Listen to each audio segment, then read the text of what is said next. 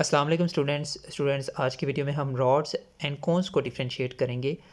Rods और cones दोनों हमारे रेटिना के अंदर मौजूद होते हैं। They are sensory cells. Rods are sensitive to dim light, यानी डिम लाइट के अंदर जो हमें थोड़ा बहुत नज़र आता है वो रॉड्स की वजह से नज़र आता है, जबकि कोन्स जो है वो सेंसिटिव होते हैं ब्राइट लाइट के हवाले से। जो हमें डिफरेंट कलर्स नज़र आते हैं वो कोन्स की वजह से नज़र आते हैं।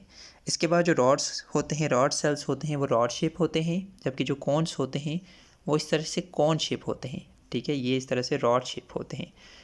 इसके बाद नेक्स्ट दे कंटेन रोडोप्सन। रॉड्स के अंदर एक पिगमेंट होता है जिसे रोडोप्सन कहते हैं, जबकि कोन्स के अंदर एक पिगमेंट होता है जिसे आयोडोप्सन कहते हैं।